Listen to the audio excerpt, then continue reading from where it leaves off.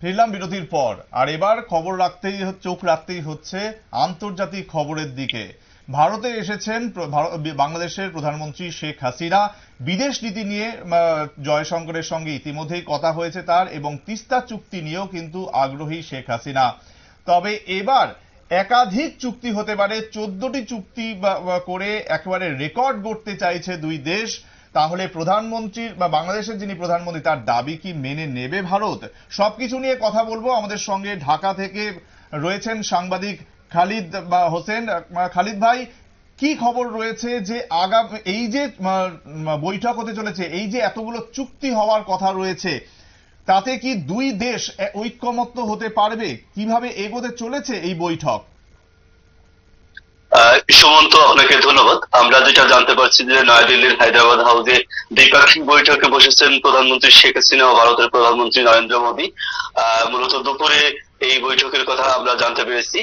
এর আগে রাষ্ট্রপতি ভবনে প্রধানমন্ত্রী ও তার সফর সঙ্গীরা লাল গালিচা সংবর্ধনা ও গার্ড অব অনার প্রদান করা হয় শেখ হাসিনাকে। ইতিমধ্যেই এই প্রধানমন্ত্রীর ভারত সফর নিয়ে যে খবর আসছে যে তিস্তা প্রকল্প নিয়ে চীনের যে আগ্রহ, সেই বিষয়টা আসলে দিল্লি খুব ভালোভাবেই দেখছে না। আগামী মাসে বাংলাদেশের প্রধানমন্ত্রী শেখ হাসিনার বেইজিং সফরের কথা রয়েছে। সেই সফরের আগে মূলত এই যে বাংলাদেশের প্রধানমন্ত্রী শেখ হাসিনার দিল্লি সফর, এই সফরে নিশ্চয়ই তিস্তা নিয়ে আলোচনা হওয়ার কথা রয়েছে এবং এই বৈঠকে হবে বলেই সবাই আশা প্রকাশ করছে। এছাড়াও যেটা আমরা জানতে পারছি যে এই নরেন্দ্র মোদী এবং শেখ হাসিনার বৈঠকের পর দুই প্রধানমন্ত্রীর উপস্থিতিতে বাংলাদেশ ভারতের মধ্যে কয়েকটি সমঝোতা স্মারক ও চুক্তি সই হওয়ার কথা রয়েছে। এরপর দুই প্রধানমন্ত্রী যৌথ সংবাদ বিবৃতি দেবেন। পরে হায়দ্রাবাদ হাউসে শেখ হাসিনা তার সম্মানে ভারতের প্রধানমন্ত্রী নরেন্দ্র মোদীর দেওয়া মধ্যাহ্নভোজে অংশ নেবেন। বিকেলে ভারতের উপরাষ্ট্রপতি জগদীপ ধনখড়ের কার্যালয়ে তার সঙ্গে প্রধানমন্ত্রী শেখ হাসিনার সাক্ষাৎ অনুষ্ঠিত হবে। এরপর তিনি পুনরায় ভারতের রাষ্ট্রপতি ভবনে যাবেন। সেখানে তিনি ভারতের রাষ্ট্রপতি দ্রৌপদী মুর্মুর সঙ্গে একান্ত সাক্ষাৎ করবেন। এবং এরপরে যেটা আমরা জানতে পারছি যে দিল্লি সময় বিকেল 6টায় বিমান বাংলাদেশের এয়ারলাইন্সের বিশেষ বিমানে করে প্রধানমন্ত্রী শেখ হাসিনা ঢাকায় ফিরবেন।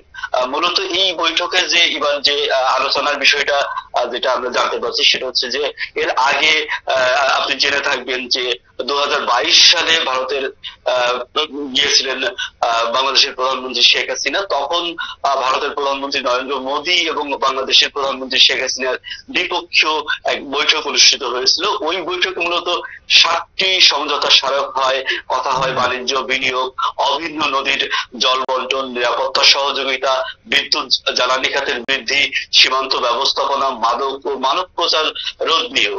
মূলত আজকের বৈঠকে এই যে 2022 সালের চুক্তি ও সমঝোতা স্মারকের বাস্তবতা এবং আগামী 5 বছরের রূপরেখা নিয়ে আলোচনা হবে। একটু পরেই আমরা মূলত দুই প্রধানমন্ত্রীর যে প্রেস বিবৃতির মাধ্যমে আমরা পুরো বিষয়টা জানতে পারবো। তিস্তা চুক্তি, যেটা নিয়ে সব সময় কিন্তু যতবার বাংলাদেশের প্রধানমন্ত্রী ভারতে এসেছেন প্রতিবারই কিন্তু তিস্তা চুক্তি একটা গুরুত্বপূর্ণ চুক্তি নিয়ে সবসময় বলা হয়েছে আলোচনা হবে, এবার হয়তো চুক্তি স্বাক্ষর হবে, কিন্তু সেটা কিন্তু এখনো পর্যন্ত আমরা দেখতে পাইনি। এবার কতটা সম্ভাবনা রয়েছে?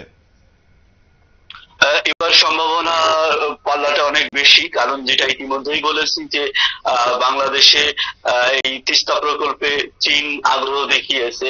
আর চীনের আগ্রহ নিশ্চয়ই সেটা দিল্লির জন্য অস্বস্তিকর, সেটা দিল্লি ভালোভাবে নেওয়ার কথা না। কিন্তু আমরা দেখেছি গত এই যে জানুয়ারি নির্বাচনের পর মূলত ভারতও তিস্তা প্রকল্পে আগ্রহ দেখিয়েছে এবং এখন সেই জায়গা থেকে নিশ্চয়ই বাংলাদেশে চীনের ফুটপ্রিন্ট বাড়ুক, এটা দিল্লি চাইবে না। কারণ দিল্লির নিরাপত্তার বিষয়টা যখন দিল্লি মাথায় রাখবে তখন তারা নিশ্চয়ই তিস্তা নিয়ে দিল্লির বিশেষ ভাবনা ভাবতে হবে। তাহলে কি খালিদ ভাই, আজকের যে বৈঠক সেখানে কি ভারত বাংলাদেশের ওপরে কোন ধরনের শর্ত চাপাতে পারে চীনের সঙ্গে যে বৈঠক হতে চলেছে তার আগে?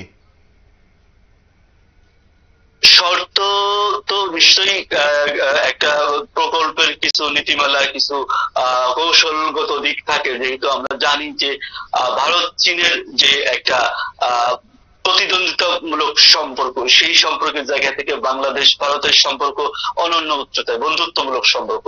আবার বাংলাদেশের সাথে যে চীনের যে বাণিজ্যিক এবং বন্ধুত্বমূলক একটা সম্পর্ক রয়েছে, সব বাস্তবতা মিলিয়ে ভারতকে আসলে কৌশলগত একটা সিদ্ধান্ত নিতে হবে।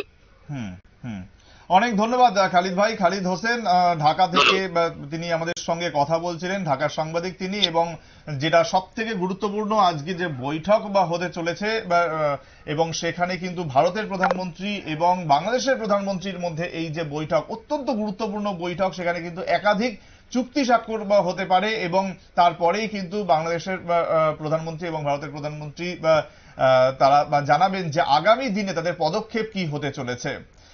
নেব আরো একটা ছোট্ট বিজ্ঞাপন বিরতি, সঙ্গে থাকুন।